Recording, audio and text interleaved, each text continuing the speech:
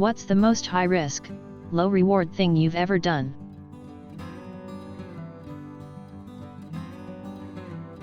I used to dive in ponds at golf courses to collect the lost balls and clean/sort them to sell back to the courses. It's unbelievable just how many snakes, alligators, and leeches live in those things. I made less than minimum wage, around 6 at the time, and had countless close calls with critters. However, the most dangerous creatures on golf courses are old people. They do not give a fuck if you are working. They will absolutely send balls of hard plastic hurtling at your head at 50 miles per hour without a second thought, then get pissed when their ball hit your tank or cart and split open, then demand you hand over some of your recovered balls in compensation. Told this story before, but it's been a while. My friends and I used to break into expensive-looking houses and use their showers. This was in the late 90s when ridiculous showers were in vogue, and we wanted to know if they were actually any good. For the most part they were not. We never stole anything, well, except water. We brought our own towels and toiletries. We were very careful about who we hit and made sure they had set schedules and no children or pets. The reward was a shitty shower. We risked jail time. I had a friend in college who had an incredible crush on a deaf girl who he had shared a class with, so he devoted his time to learning sign language. Probably about 7 or 8 hours a day smashing knowledge into his brain. He got behind in class because he was putting off homework to learn a language via brute force. After 4 months, he felt confident enough to approach her, and asked her on a date. She signed back, "Sorry, I'm gay." So now he had this skill he had learned, so he shifted his major, and now he teaches deaf special aid for a living. When I pined for a girl and spent months obsessing, all I got was a prescription for antidepressants. This dude got a career.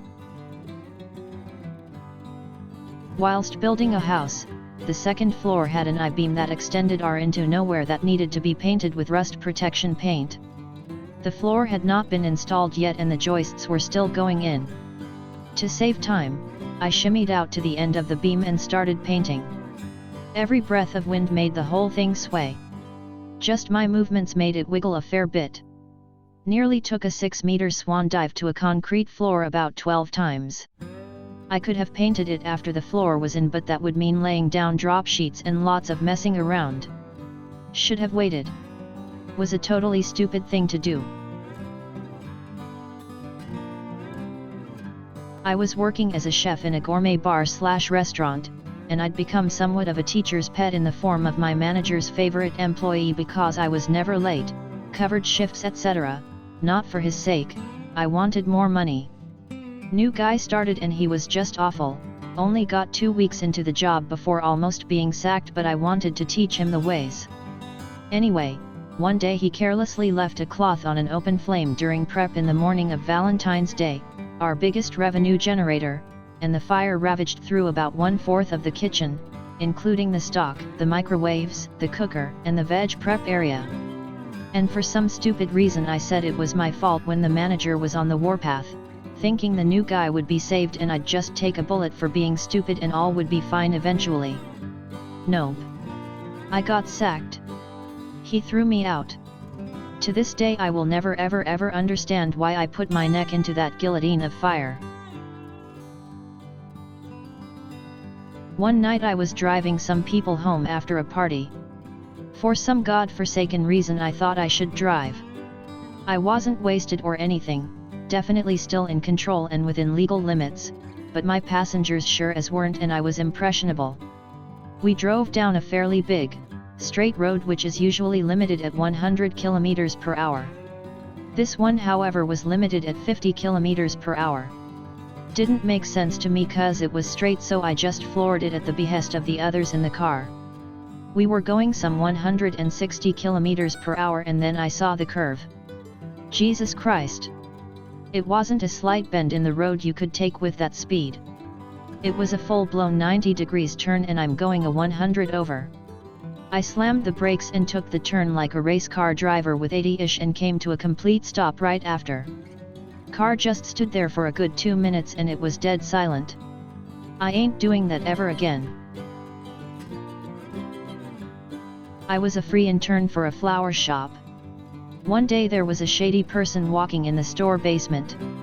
Somebody said he stole something from the shop and fled to the basement. The shop was in an apartment building, street level, and the basement led to all over the building. So they said to me, a 16-year-old girl, to go to the basement and check the situation out.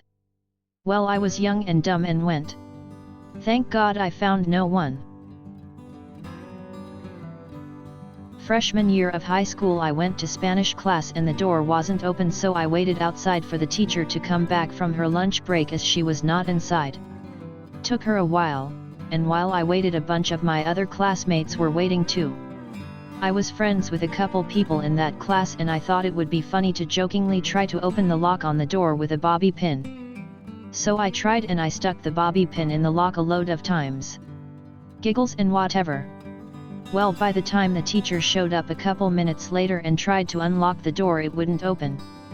She was like, "That's weird, it was fine this morning."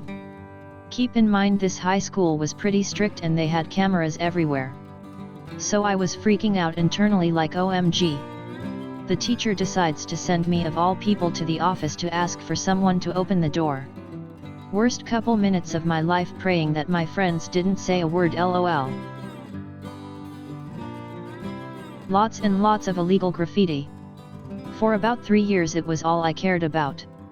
Hanging off ledges and bridges, climbing up the sides of buildings, being on roofs, hiding under trains, being in dangerous places by myself at 3 a.m., abandoned buildings, squatter houses, rough neighborhoods. Not to mention the risk of criminal prosecution. Paint doesn't just fall into your lap either. One year I spent $5,000 on spray paint on top of getting it any other ways I could. Homeless guy with a knife, a couple of gangsters tried to rob me, a freight train was about a foot away from running over me. Not all at the same time, LOL, but those were some of the worst bits. And for what? Just to put some paint on a wall or train and take a photo of it. My friends in IA boarding school thought it would be a fun prank to remove the wheels from our principal's car and then leave a treasure map with riddles and stuff for every wheel. Later on in class he called over the speakers, "To those who stole my wheels. You got 15 minutes to return them and put them back on my car, or you're kicked out of the school." We got the wheels back on and told everyone about it. A week later nobody even remembered that we were almost kicked out. Back in 2000 or 2001, right after my mom passed away, me and my brother moved in with my dad and his family into a new house. Not even a month after we moved in, our house burnt down. They said it was an electrical fire, but anyway I pulled my dad's, now deceased, wife's granddaughter out of the house, and not once did I ever get so much as a thank you from my dad's wife, the girl's mom, or anyone in that family. And I haven't a doubt in my mind that had I not pulled the kid out of the house, she probably wouldn't have gotten out alive. I was 13 or 14 at the time, and yet it's safe to say that at the time I was dealing with a lot. In my old job, I usually worked 10 to 12 hours a day until midnight just to meet the quota. I just went home to sleep and take a bath. I never had a time for myself and no family and social relationships. The environment was toxic, making my health suffer, but just earning a few bucks.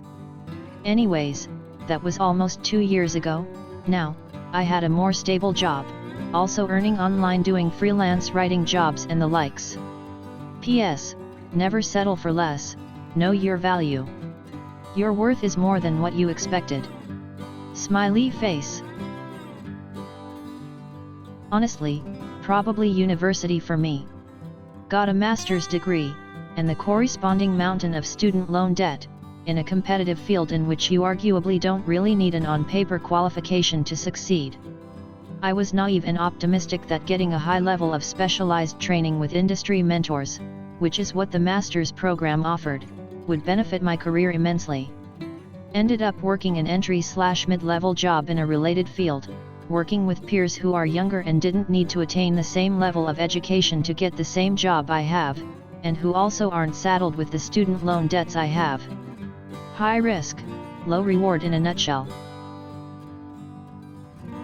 Told a friend the truth. That the reason she was single was because of her behavior and the type of guys she goes for.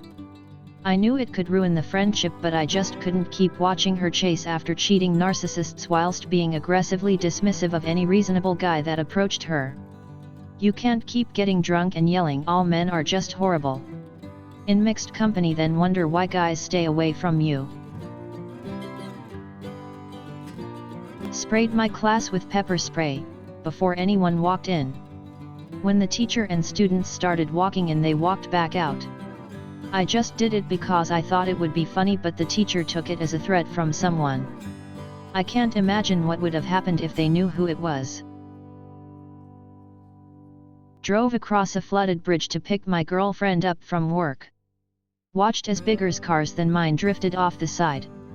Heard the water pouring in through the back doors. I was determined not to leave her stranded at her terrible job in the middle of a flood. I made it, though. Felt like a big hero. She cheated on me later that year. Brought a jar of peanut butter into my carry-on when I was already 5 minutes late for check-in. To be fair, it was unopened and I didn't want to throw it away as I was returning home from a trip. After having gone to a service desk to request help, where I had to wait in line for another few minutes, I was then detained at the security screening for another 5 minutes where they took my peanut butter. Sad face. I then had to sprint to my gate while the last call for my flight was blaring through the speakers. Stole a chocolate, yes, a single tiny miserable 50-cent chocolate, in the only grocery store in the town where I was on holiday with my cousins. I got caught, turned bright red and apologized. Too bad we still had to go grocery shopping there for the remainder of the vacation. Needlessly to say, I didn't go in anymore, and later on I'd still be wary and afraid of being spotted as the kid who stole a chocolate. Because yeah, the dumbest part was it wasn't even a random town, but the one where my cousins own a cottage and we've been spending some time there every year, so they kinda knew who we were. BTW, I was 17. Should have known better.